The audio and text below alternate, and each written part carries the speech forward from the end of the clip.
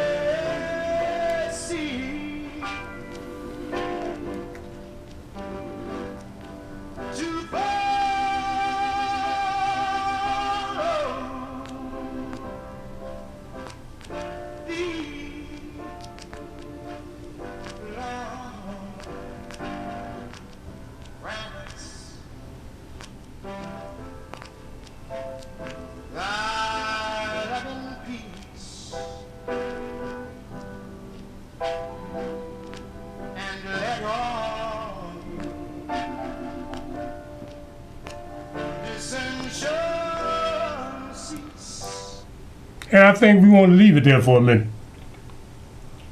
It's a meditation.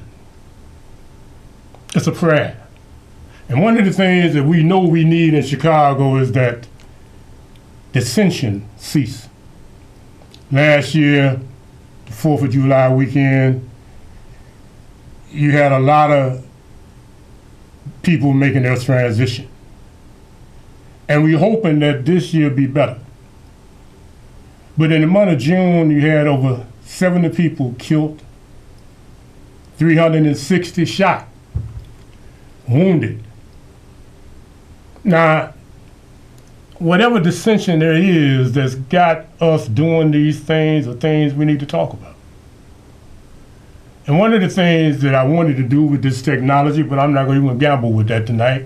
I'm going to just, if it ain't broke, I ain't going to even try to fix it. But some of you all might have saw on Facebook and on the news the last couple of weeks. One week a lady came home and she found her boys in the house with stolen merchandise. And she whooped them. The system took her children, put her in jail. She got out. Last week, a grandmother, 70 years old, took a little old switch and she whooped the little gal, 12 years old, on her arms. Little gal called the police and they put that old woman in the penitentiary, in jail. Now, the reason I'm bringing that up is simply because of the fact that if the system is not going to allow parents to discipline, I didn't say abuse, I didn't say buke them and scar them and kill them, but if the system will not allow parents to discipline, raise children without being criminalized, then I think we got a problem here. That problem is that the statistics of police killing people in our community, beating people in our community. Part of that is because of the fact that some of these children have not been taught, have not been held accountable for misbehaving. So when the police come to them talking crazy, bam, there it is. They talk to the police like they talk to their grandmama. So the police take the gun and beat the hell out of them, or shoot them. But that's all right, I guess. But when a 70-year-old woman take a switch and whoop a little gal on her arm for talking back and being hard-headed and being sassy, the grandmother, great-grandmother become a criminal. Insane. When a mother take her boys, whose daddy is already in the joint, and try to whoop them for stealing stuff, you put her in jail. But when them same little boys grow up and go out in the street and the police have to shoot them in the head, then you say she didn't raise them. That's what we're talking about, y'all. How do we stop the violence? If the system somehow interferes with parents disciplining their children, not abusing them, not breaking their limbs, not scarring them, putting webs all over them, how do we do that?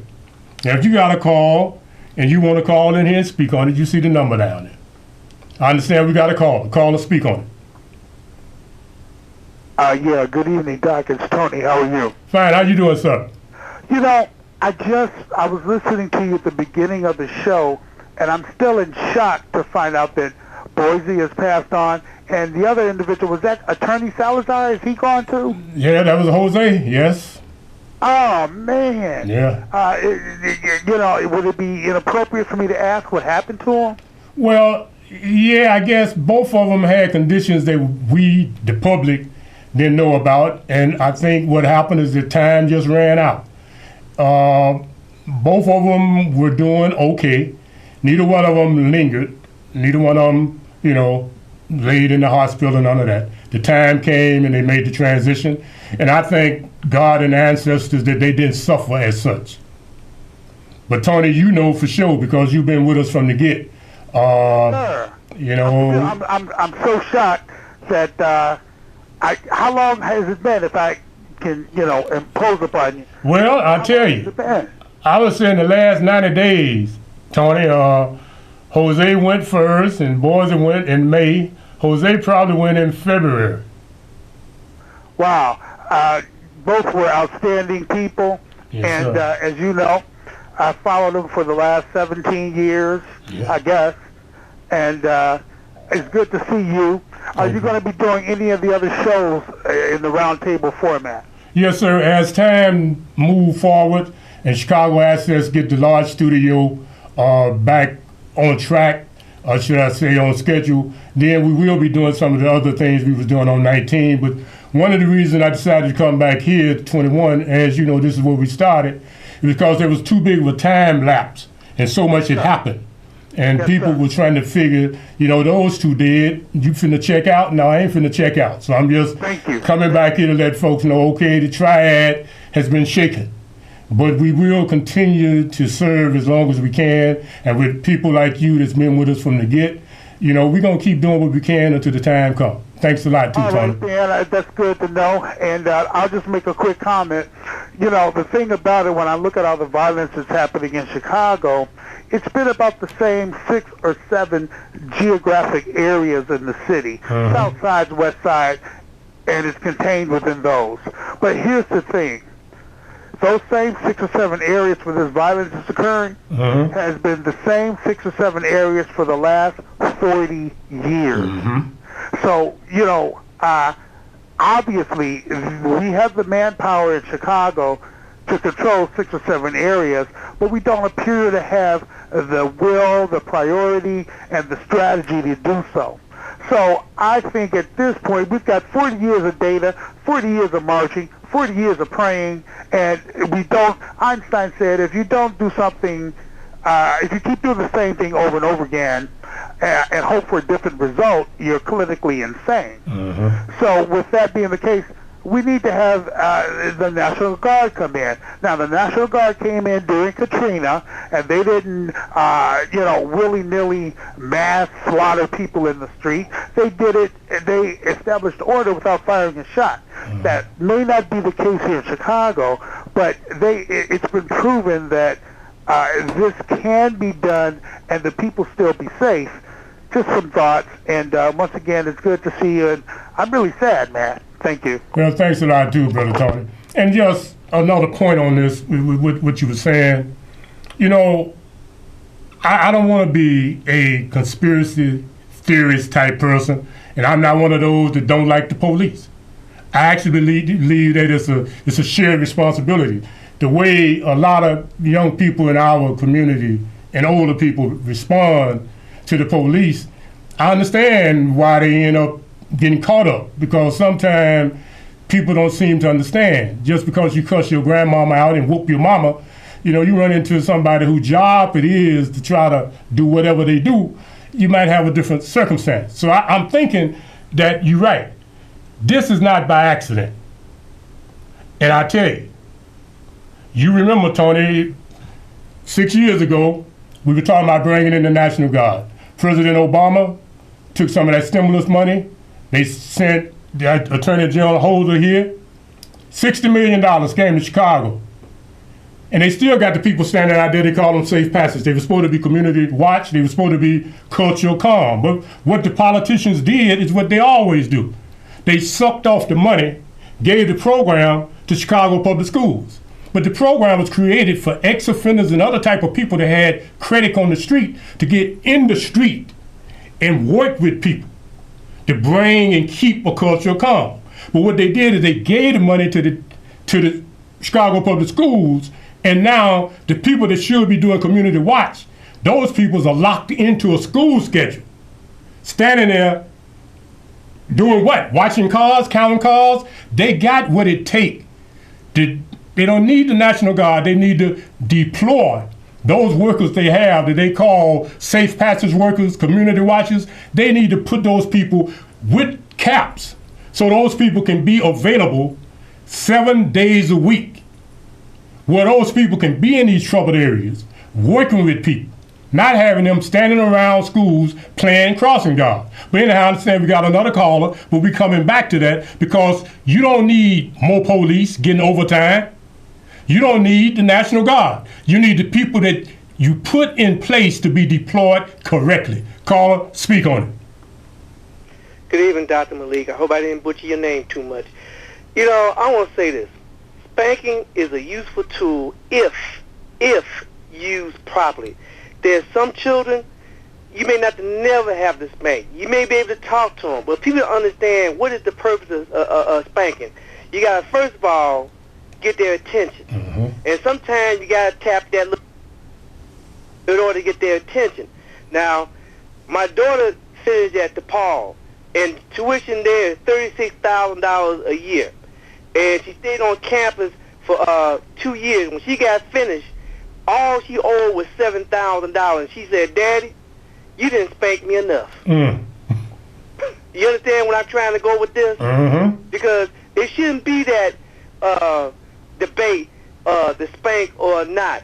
You need to do what's in the best interest of your child. If you can talk to them, that's cool. But if you got to tap that rear end, do so. Mm-hmm. Because, you know, you got to make demands, and you got to put deadlines and expectations. And the other thing, parents, if you cannot pass on wealth, you can pass on knowledge, and you can do what's in the best interest of the child. But some children, you may have to have Dr. out to visit your house. Take care.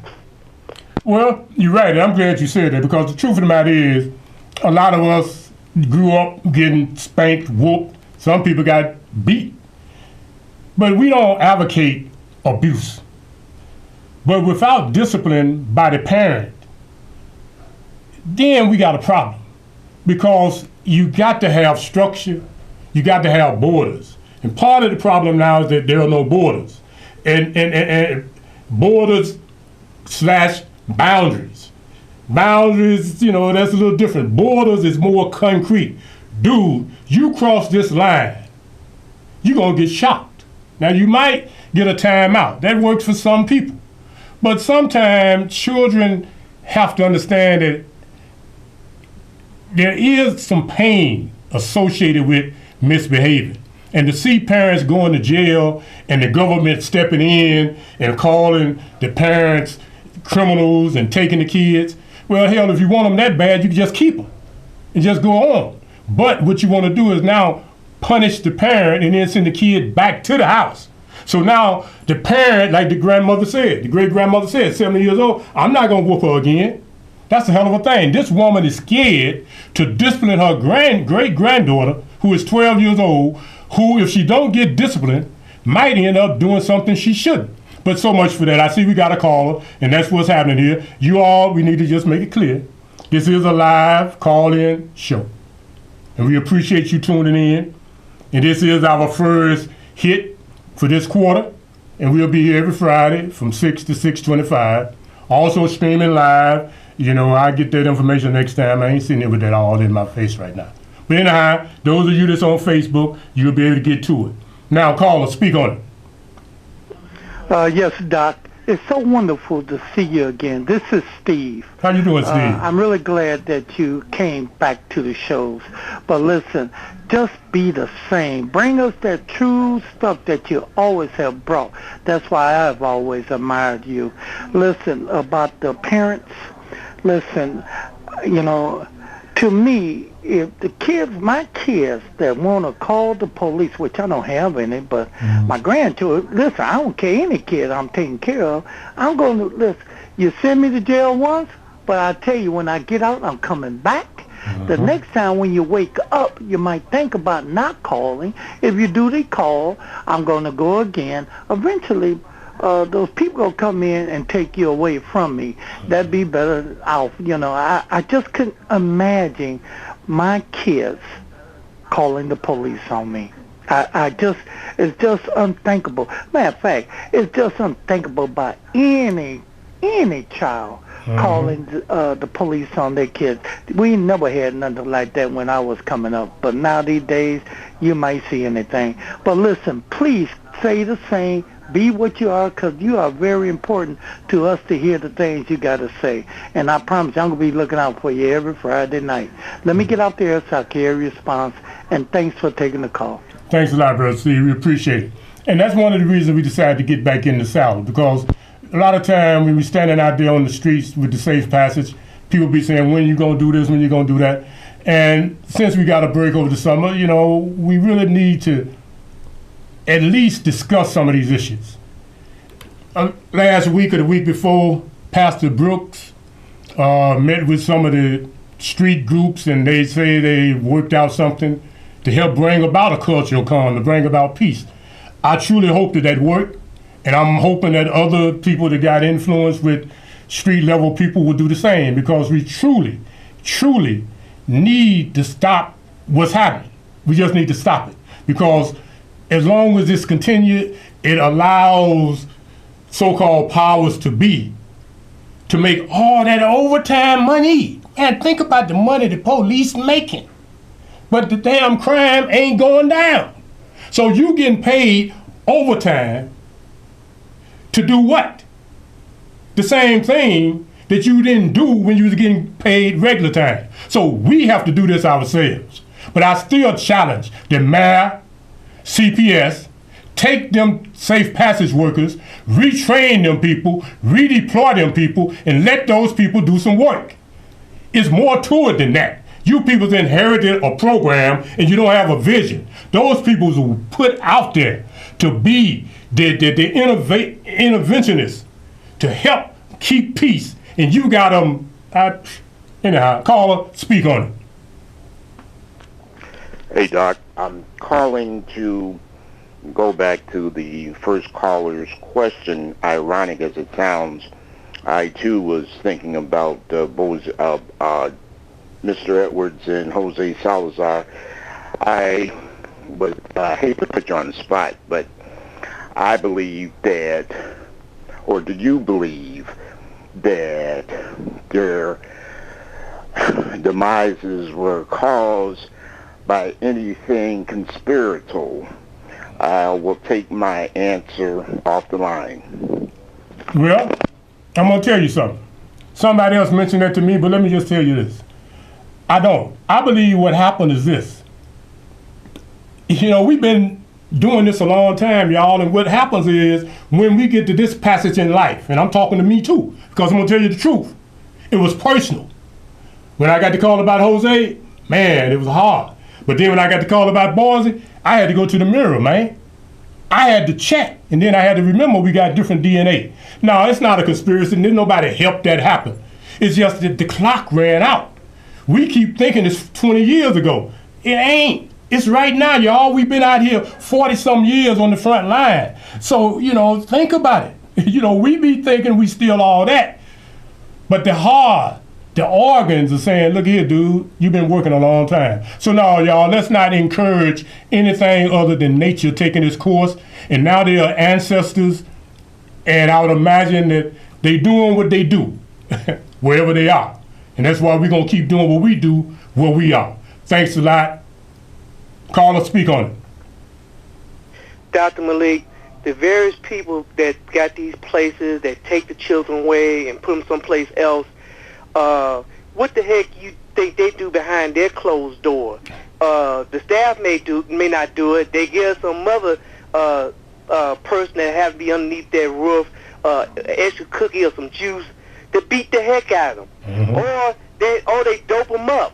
And these various people that tell you can't do certain things. I've seen on the news where a parent was trying to discipline the child. They just use a squirt bottle to spray in their face to get some attention, and people was up in arms about that. And now some of these judges, they changed the way they think. You got some judges that ask the parent, when the last time you whipped your child's butt? I think this is what your child needs. And some of these psychiatrists and some of these, they rethink and say, you know what, this ain't working. We got to come up with something better. And that's what some of these professionals are doing these days. They are reevaluating things, And like I said, these judges are asking the parent, when the last time you gave your child a good butt whipping?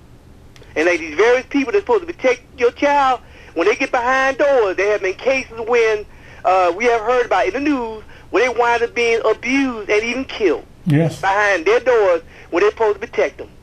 Well, you're absolutely right, and I think that's part of the issue. And I think that what's in the house comes into the street. And a lot of what we see in the street is because business was not taken care of behind closed doors. And until we are allowed to raise our children, then the police and our children will continue to raise these statistics, which makes no sense. 70 people killed in June, 360 wounded. Last year, 4th of July, it's impossible. I was looking at this statistic, and then we're going to get to this caller. But the truth of the matter is, last year, 4th of July, 9 people killed, 53 wounded. Well, they've been averaging more than that every weekend. So you can imagine what's going to happen this weekend unless we get on top of this and hope that things somehow or another get better. Otherwise, it's just insane. Call or speak on it. We got about a minute left, so call or speak on it. Yeah, I think our problem is you have to notice we get too far from the laws of God. It's our law, the law that's handed down to us. Now, when a kid is able to work, I'll go to school, they must do that. When they're not working, they are mentally disturbed. Young and old are mentally disturbed when you can't work because you worry about your problem. That's right. So we must get on the pastors about directing the system. God told them to feed my sheep, not the other folks. Okay. So if the other folks feed them, they're going to always be messed up. Thank you, sir. Well, thanks for calling. And quiet is kept. I don't think we got enough room for another caller, so we're going to just wrap this up. Like I said, for the next 12 weeks, we'll be here. And, once we get back in the groove, you know how we play it. I mean, call here and let's just kick it. We want your opinion, your question, and some options, solutions, because there are a lot of issues. And it's not enough to just talk about it. We got to figure out some actions that will really bring about a change and allow us to see progress in this day and see our children live to become responsible citizens. There's a lot of things happening And we will look at these things, the election coming up. And until next week, thanks a lot.